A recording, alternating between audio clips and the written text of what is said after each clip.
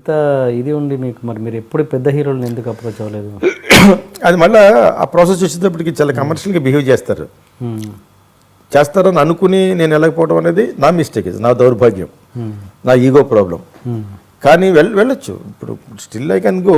I have at I wanted to make a film with Venkatesh, I wanted to make a film with Pawan Kalyan also. వాళ్ళు ఊహించిన సబ్జెక్టులు, జనాలకు నచ్చే సబ్జెక్టులు ఉన్నాయి దగ్గర. వెళ్ళిన తర్వాత ఐ మీన్ మనం హట్ అవుతామేమో, ఇజ్ ఇట్ వర్త హట్ అవుతామంటే టైం వైలవే చేయడానికి అక్కడ ఇక్కడ ఎలా చేస్తూ ఉంటారు, మధ్య రకంలో ఉంటారు కదా. జనరల్గా నేను I feel like inferior complexity నాది, నా బాధే అది. బట్ దాని గురించి సగం వెళ్ళిన అదర్వైజ్ ఎక్సలెంట్గా సబ్జెక్ట్స్ ఉంటాయి వాళ్ళకి, ఇంక్లూడింగ్ చిరంజీవి కూడా. మొన్న అయితే నేను I made 2 very beautiful subjects and I called Tagore Madhu also. That fellows it బాబు నేను అంత లెవెల్లో మీకు అరవింద్ గారు తెలుసు కదా అన్నాడు.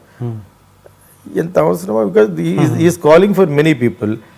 He knows what is Geetha Krishna, is a very creative man.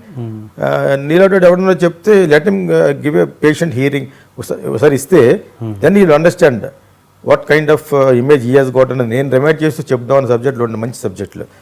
తర్వాత ఎవరో నా దగ్గర రైటర్స్ ఉంటే why don't you tell junior NTR అంటే వచ్చేద్దాం, ఈ మేడ్ సబ్జెక్ట్స్ ఫర్ హిమ్ కదా అందాకను.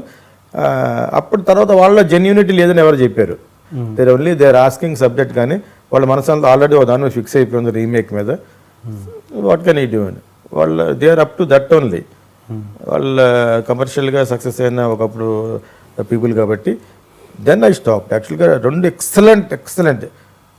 ఎక్సలెంట్ సబ్జెక్ట్స్ చేస్తే అలా చేయాలి. 70-80 కోట్లు ఖర్చు పెట్టి తీస్తే beautiful subjects for that will be good for very big stars. అవి నేను నాన్ స్టార్స్ తీయలేను, స్టార్ డమ్ ఉన్నవాళ్ళతో తీయాలి.